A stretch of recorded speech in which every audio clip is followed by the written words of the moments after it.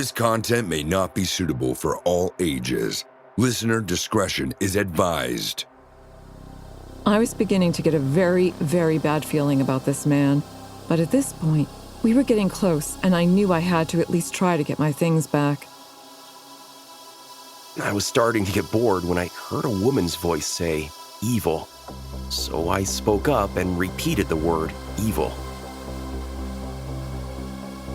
From Disturbed Media, join your host, Chad, for true tales of horror, bizarre happenings, and unexplainable events. This is Disturbed.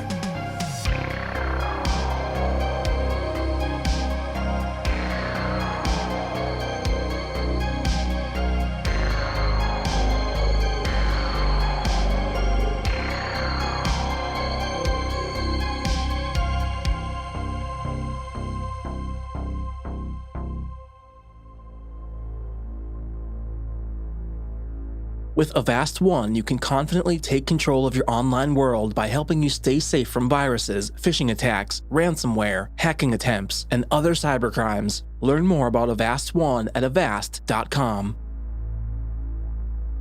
Welcome back in, everyone, and thanks for joining me. This week, I'm bringing you 2 true horrifying tales and a listener voicemail that will frighten and disturb. So sit back and listen close as we dive into the horror. Here we are, folks, already into October. It's officially spooky season, and because of that, I've got a request. I want to hear your spooky Halloween stories. Anything Halloween related that's a true scary story. Send it on in. So grab your phone and punch in hotline.disturbedpodcast.com, and that'll take you straight to our voicemail line. So don't wait around. Let's hear what you've got. Now we open the show with an email submission from Isabel, featuring voice work by Nikolle Doolin, and we have a close call in Amsterdam. I'm a 22-year-old American girl currently traveling in Europe for a few months. This happened to me about 3 weeks ago now. I was in Amsterdam with my best friend, also a 22-year-old girl who I've been traveling with. At this point, we were about halfway through our 2-month adventure, so I was beginning to be extremely less cautious and let loose a little bit. Another friend of mine happened to have a 12-hour layover in Amsterdam while we were there, so we all decided we had to get fucked up for the night with all of us there. So we're in Amsterdam, getting drunk and smoking weed, having a great time. We went to about 3 to 4 different bars and clubs, smoked a few joints, and by the end of the night, we achieved our goal of being very fucked up. At this point, it's about 2 a.m., and we decide, obviously, we have to get Dutch McDonald's to seal off our wonderful night. I'm at the kiosk putting in my order. I go to pay, and I look in my bag, and my entire heart sinks. My young, stupid American self's worst fear. My wallet is gone. This wasn't just my credit cards and my money. I was idiotic enough to carry around just about all of my items in this wallet. A large wallet, to say the least. My debit card, my credit card, my state ID, my passport, my insurance card, and all the cash I had was in this wallet. So of course I go into instant panic mode. At first it was shock and denial, but which quickly evolved into full-blown panic. And my friends and I began racing back to the bars and clubs we were just in. We traced back all our steps that night, went to every bar, talked to every bouncer and bartender, which inevitably amounted to nothing. All my shit was gone. Suddenly I was in a foreign country with no official documents, no money, and bawling my eyes out. We made our way back to the hotel as I began to accept this was indeed my worst travel nightmare coming to light. Spoiler, it gets worse. So the next morning, I go to the U.S. Embassy, cry my eyes out to them, explain my story, and they give me the paperwork to come back the following Monday with an appointment for a new passport. I filed a police report where I let them know where I was staying and how to contact myself and my friend, in the small case that any of my things were found. I call my parents, cancel all my credit cards, etc., etc. and begin to try and move on and continue to make the best of my trip. All the meanwhile, speculating with my friends as to what could have possibly happened to my things. Realistically, yes, we were super drunk, but I'm not a natural-born idiot. I'm actually insanely paranoid, protective, and on top of that, I listen to this and many more crime podcasts, so I would like to think I'm slightly aware. And in all of this, I couldn't seem to recall someone pickpocketing me or anything. Flash forward to the night after I had lost my things. It's about 7 p.m., and my friend and I arrive back to our hotel after a day of mourning my lost or stolen items. There's a note on the ground as we enter. It reads, "Dear Miss, someone has reportedly found your bag. Their phone number is X to get a hold of them." So instantly, we are jumping for joy. Someone found my shit. I must have just dropped it. This is the best day ever, after arguably the worst day ever. So I'm like a kid on Christmas, typing their phone number in to give them a call and let them know I'm so grateful. A man picks up the phone, and I greeted him by saying, "Hello, I believe you found my stuff?" And instantly he responds with, "Stupid, stupid, stupid. I can't believe how stupid you are." So I'm sitting there in confusion. For context, I am an American that does not speak Dutch, and thus I'm speaking in English during this, as he is. So my initial thought is, oh, he hates me for speaking English, which also is simply a weird thing to hate on me for in this moment. I mean, personally, if I found a wallet clearly misplaced, I would be so glad and happy to help someone out by giving it back. My head starts reeling some more. In the initial excitement of seeing the note, I forgot to think about who this person would be, and how on earth they managed to get a hold of our hotel if they didn't talk to the police, who were the only ones I gave my hotel information to. Why was a random citizen's phone number given to me? Why didn't the citizen simply turn my wallet into the police if they found it? I continued talking to the man on the phone. Allegedly, he had my things, so I wasn't going to be rude back to him, but I was awfully confused as to why he was yelling at me. "Yeah, stupid, that's me. Do you have my things?" He responds, "Yes, I have your things. I can't believe how much of an idiot you are." Me, "Yep, I'm an idiot. How can I get my things back from you?" Him, "I'll send you an address within the hour." Me, "Okay." End of call. So at this point, I'm starting to get a bad feeling. Why is this guy being so sharp, so rude? And how on earth did he get a hold of the hotel but not the police? Things are not adding up. But again, this man apparently has my entire existence, so I simply had to follow the lead. He sends me an address on WhatsApp, and I reply back very kindly that I'll be there within the hour with my friend to pick up my stuff. He continues to reply in a very odd manner, but at first I simply brushed it off. On WhatsApp, he also had a profile picture that made him appear silly. He appeared to be an older man, roughly 60, with graying hair, a funky suit, and a dog. This gave me a slightly better feeling, but something about the entire interaction was just raising red flags for me.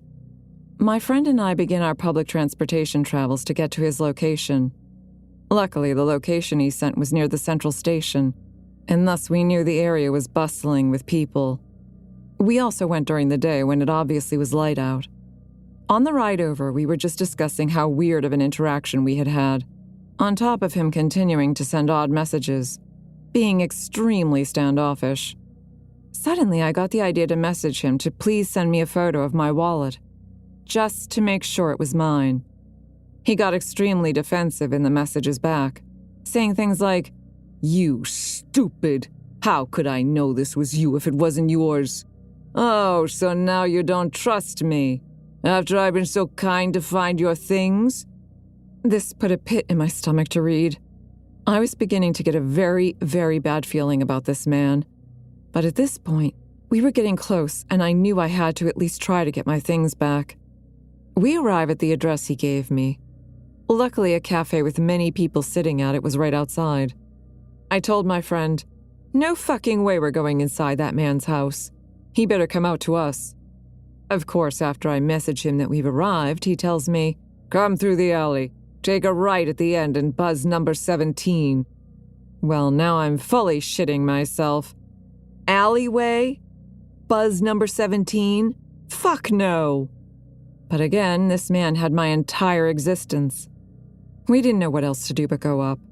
He was already so angry and skeptical with me about asking for a photo of my wallet, which he didn't send, by the way. We decided fuck it and went up. We arrived to what we think is near his apartment, turn the corner to number 17, and there's a full-blown naked lady mannequin propped outside his door. Suddenly, I hear a knock from behind me as I'm glaring at the mannequin. It's the mystery man. Stupid, stupid, stupid, he screams at me. I say, yep, that's me, trying to act as calm as fucking possible despite being scared shitless. He beacons us onto his balcony that then led to the door to his apartment. We step in, and immediately to our right is a full-sized crocodile statue, which was just so fucking weird. His dog runs out and just starts barking and barking and barking at us. For some reason, its white fur was dyed bright pink. This man continues to verbally harass me for how stupid I was. And he asked me where I left my wallet. I told him, I don't know, probably at a bar. He screams and laughs in my face as he tells me, no, it was the park bench. Either way, all I knew is I needed to see my wallet within the next 2 minutes, or I'm sprinting the fuck out of this weird place. We got a glimpse inside. It was insanely cluttered, with paintings on the wall of himself, and one of a hand squeezing what looked like to be a human heart. He continues to call me stupid, praise himself for how good he is for finding it, and accuse us of being scared of him. You should have been this cautious yesterday when you got so drunk you lost your stuff. At this point, my voice was cracking as I was begging him to please just bring me my things and we'd leave him alone. He's disappeared deep into his apartment, continually trying to coerce us in. Finally, 10 minutes later, he rounds the corner and I finally see my godforsaken bag in his hand. He stands 4 feet away from me as he goes through and empties out every single thing inside of it. You could have been expelled from university for this. He just keeps going on and on and on. My mouth was watering like he was taunting me. What seemed like an eternity later, he finally hands me my bag. I grabbed it, and within 15 seconds I was down the stairs and out the building. Let this be a warning to travelers. Never let your guard down. And to the creepy Dutchman who found my stuff and got a hold of my hotel without any information, I hope we never meet again.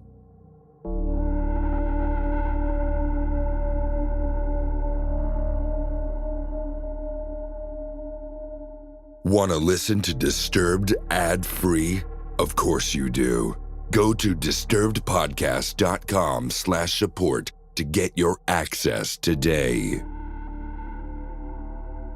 Now, every week here on Disturbed, you guys hear terrifying real-life stories. And my hope is you guys are able to learn from a story you hear each and every week and apply it in your everyday life. It pays to be vigilant, alert, and aware. Nothing is more important than your security and privacy. And in today's day and age, that has to translate online as well. You have to take your online privacy extremely serious. The thing is, you might not know exactly where to start. And that's where Avast comes into play as your saving grace. Just the other day, I was in a Starbucks getting a little work done, and I needed to jump on the public Wi-Fi, and this always makes me a little wary because it's just that, open and public, not ideal for security. Now luckily, all I had to do was toggle on the VPN from Avast, and instantly that connection became safe and secure, and I was able to finish up with zero fears of any kind of privacy breach or cybercrime. Avast has been a global leader in cyber protection for more than 30 years, and they're trusted by over 435 million users, preventing over 1.5 billion attacks every single month. Just let those numbers sink in. Now, the program itself is super simple. With a new all-in-one solution, Avast One helps you take control of your safety and security online through a whole range of features. Now, I know you're wondering, and yes, there is a free version, and it includes an award-winning free antivirus, VPN, firewall, and a whole lot more. Now, most everyone knows you need some sort of online protection, but they don't understand why or from what. Well, Avast has privacy features that keep your identity and actions hidden. They've got security solutions to stop things like malware, phishing, and virus attacks. And they have performance products to clean up and speed up your devices. I just went through and ran the disk cleanup on my iMac here in studio, and I saw a big time difference in the overall speed and just how much the machine can handle at one time. And how often do you hear about data breaches? It seems like every other week I'm hearing about some large company with a data breach exposing all that customer information to God knows who. Well, Avast has data breach monitoring, so you find out if your online accounts have been compromised and if you've got any passwords you need to change. Firewall protection keeps your personal information secure, and it prevents those attacks that try to gain access and steal your data. Look, here's the bottom line. Since I've started using Avast, I've noticed speed and performance bumps to my devices, not to mention a sense of security that you just can't put a price on. So confidently take control of your online world with Avast One. It helps you stay safe from viruses, phishing attacks, ransomware, hacking attempts, and other cybercrimes. Learn more about Avast One at avast.com. Now back to the deliciously frightful Disturbed Podcast with your host, Chad. Up next, we have a listener voicemail from Blaine, and he details his experiences in a house that may have had some extra visitors. Hey, this is Blaine. I've been listening to you guys' podcast since episode 1. Love it. It highlighted my week. Definitely wait for it when I do my run. It helps it go by quick. I'd like to tell you guys about a house that we lived in, me and my family, a couple years ago. We're renting this place in just a tiny little town. There was probably like 25 people that actually lived in the town itself, just in the middle of nowhere, just out in the prairie. This house was just a rundown little single-wide trailer, but it was just me and my wife and our 1-year-old son. So easy on the paycheck, cheap rent, and made up for it with the commute to work. Still cheaper than living in town. So this place, from day one we moved into it, both me and my wife just had an off feeling about it. It was just always kind of creepy. Never wanted to be there by yourself. We have 2 dogs, and when we moved in, you could just tell that they didn't like the place either. They always seemed like they'd be walking on the hallway and they look over their shoulder, or they just never seemed to like chill out and lay down in the corner and just relax. They always seemed like they were on edge. And my son, at the time we moved in, he was under 1, and he was just over 1 when we moved out. But he was kind of at that stage where he was starting to sit up and kind of want to play with you and stuff like that. Well, there was kind of multiple things while we lived there where I would come home from work or whatever. My wife wasn't back yet with our son, and I'd be doing dishes or whatever. And I'd turn around and like things would be moved, like the pictures on the wall would be crooked, or like the blinds every now and again would be like swaying, even though there was no windows or doors open. They would just be like moving, like there was wind, and I couldn't feel anything. I never got a good night's sleep in that house. One time, the whole time we were there, every time I'd start to doze off, I'd jolt awake and just felt like there was something there. And I mean, there was multiple times that I pulled a gun out of the safe and leaned it right next to the bed next to me with the shell ready to go, just because it just always felt like something was about to happen. Eventually we got to where I got a better job. We could move to a different town, and it was going to be cheaper and whatnot. And it was right after that things really started to escalate. Like, we would be in the house, all of us, or there would be people over, and things in another room would fall down. I've got guitars up on hangers up on the wall, and if you can picture the holder, it's like a U shape, and it's kind of curled up in the ends, and it holds the guitar right on the head, right at the end of the neck. So to pull the guitar off, you got to lift it up and off. And we were in watching football one night with a couple friends, and there was a bang in the bedroom, and I ran in there, and 2 of the guitars that hang on the wall were both laying on the floor. And like I said, you have to lift those up to get them off there. They don't just fall by themselves, and there was nobody over there. We were all in the living room. There was multiple times where we would be in the kitchen or living room or whatever. My son would be in his room with the door closed, and he'd be in there just giggling and laughing away. And I'd creep down the hallway and open up the door and peek in, and he's just like by himself. His toys are behind him or way off to the side or whatever, and he's just staring at the wall, giggling and laughing. And clapping and waving his hands around like he's playing with someone. And I'd always just grab him and bring him out of there because, I don't know if he could see something or if there was something there, but I just didn't want him involved with anything like that. But, it just escalated from there. Like, more pictures would start falling off the walls, just like random times. I never got a full night's sleep that last month that we were there because it just felt like something was there staring at me the whole time. There was one time where I was in the shower, nobody was home, and the bathroom lights just turned off. And, nobody was home. No other lights were off. The breakers were all on. And then I came back and checking the breakers, the light was back on. And anyways, after we got all moved out, we came back the day after and we did a full deep clean on the house for the guy that we were leasing from. And as we were going, we would close a door so we knew that that room was done. And then we got to the end. I did one more check around. Everything was good. I didn't see anything. We had vacuumed out the floor, scrubbed everything. Then my wife did one lap after me, and she came out and she had 5 Indian head pennies in her hand. And she said each one of those rooms that we were in the middle of the floor, there's one of these pennies. And they were all like old. I think one of them was like 1880 something. And the other ones, you couldn't really see the date. And then like the other one we could see was like 1901 or it was something like that. I don't remember, but she wanted to keep them. And I said, we are not doing that. I brought them back in the house, put them all on the counter, locked the place up, gave the landlord the key the next day. And I never went back, never want to. And every now and again, I'll have a nightmare, I guess you'd say, where I'll be having a good dream or whatever. And all of a sudden I'll flip over and I'm in that house and I'm getting chased by something or I can't get out. And I just know something's in there trying to get me and whatnot. But anyways, that's the story of that place. Always creeped me out. Never want to go back. Thanks again for the show. Love listening to it. Can't wait to hear more. Are you loving the show? Let us know with a positive rating and review. In return, we'll help you hide the body. And finally, we close out the show hearing from Reddit user ValPal1237, featuring voice work by Matt Bradford, and we step into the shoes of a paranormal tour guide. The Trans-Allegheny Lunatic Asylum, formerly known as Weston State Hospital, is a Kirkbridge building that housed the mentally ill from 1864 to 1994. In 2007, it was privately purchased and has become a museum historic location and ghost hunting spot. It has a most unpleasant and dark history that I've regaled to thousands of people, and it pains me to be an expert on the subject. In 2021, I retired from my position as a guide and ghost hunt event manager under severe burnout. After all that I experienced there, it solidified in my mind that paranormal things that defy rational explanation do indeed happen, and certain phenomena are absolutely real, electronic voice phenomenon especially.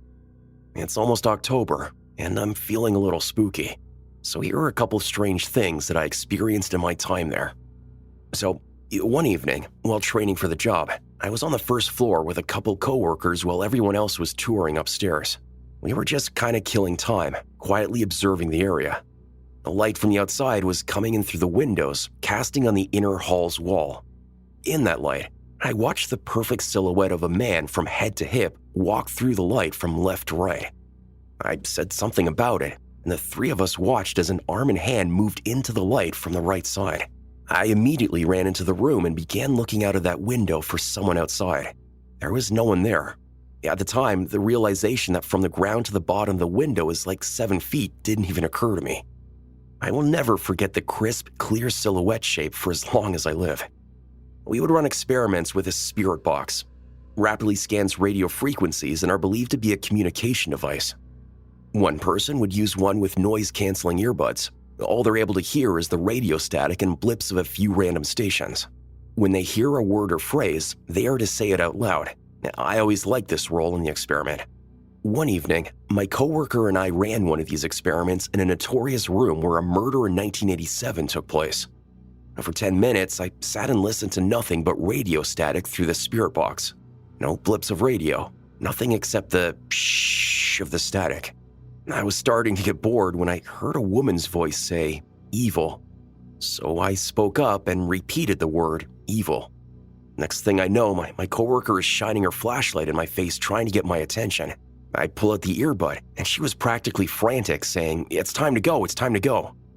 So we haul ass out of the room and down the hall and down the next hall to the center section before she would even tell me what happened. While I was hearing nothing but static, she said she kept hearing what sounded like someone shuffling their feet and walking around just outside of the door. She said she spoke up and asked, "Whoever is out in the hallway, are they nice?" And that was when I spoke out and said, "Evil." In the wee hours one night, we figured it would be cool to see what would happen if we shut all the doors of the ward. One of the doors, as I was closing it, the knob twisted in my hand and was forcibly pulled closed. I stood there for several moments, opening and closing the door, trying to replicate what happened, trying to explain it. And finally, the person with me was like, "What the hell are you doing?" It was so weird. I'd never felt invisible force like that before. On another occasion, I had 3 people spend the night one night and they had thermal imaging video. They set it up, pointing down the hall where we could all watch on a tablet. We thought it would be interesting to leave a device at the far end of the hall that would be an alarm if the field around it was disturbed. As one of the dudes walked down the hall to put it there, we could see his form on thermal imaging, clearly human-shaped in colors representing heat and warmth. But when he walked by one of those doorways about a quarter way down the ward, the shape of a head, neck, shoulders, and upper body of a person in colors indicating cooler temperatures peeked out as he walked by. Like someone popped out of the room for a sec as he walked by to check him out. I've never seen anything like it, won't forget it, and would give my left testicle, if I had one, for a copy of that footage. That actually happened a lot, a guest capturing something far out and not sending a copy to us. I'll end this long-winded story with something that absolutely changed me and I still don't understand. I remember the exact night and time of these occurrences. That's how profound and somewhat unsettling they were. June 3rd.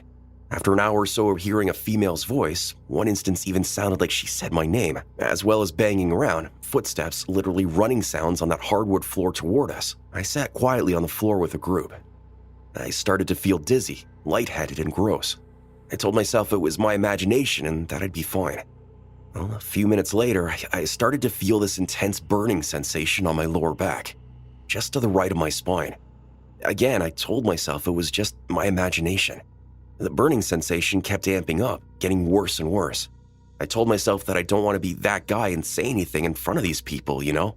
Finally, it got to the point where I had to say something. I asked my coworker with us if there was anything there. She was like, OMG. There, on my lower back, just to the right of my spine, was a mark that looked like a burn or an abrasion about 3 to 4 inches long and about 1 inch wide. Now, I'd seen other such claims made by visitors of scratch marks and the like, often writing them off, and the marks were always gone within an hour at most. I had visible markings on my back for almost a week. My nerves there, to this very day, often feel weird. Sometimes chilled, sometimes like a skin soreness, especially when I think on the experience. June 4th, same part of the building, same time of night, because I just can't get enough, right?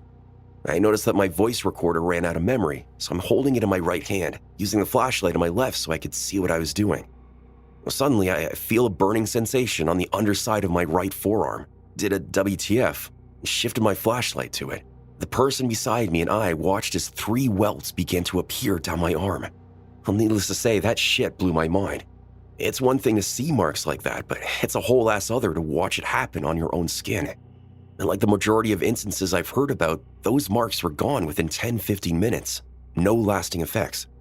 Scared would be the wrong word, but I have none to describe my mind frame around those events. I took a week off from work after it and tried to process it all, and I was nervous about being in that hallway for the rest of the summer.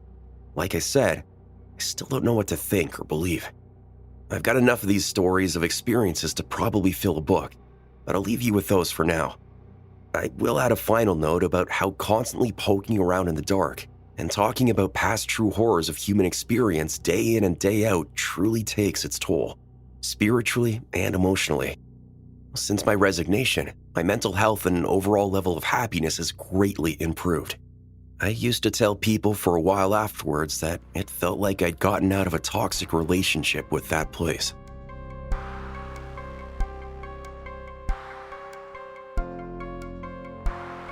Follow our social channels on Facebook and Instagram at Disturbed Podcast and on Twitter at Disturbed_pod.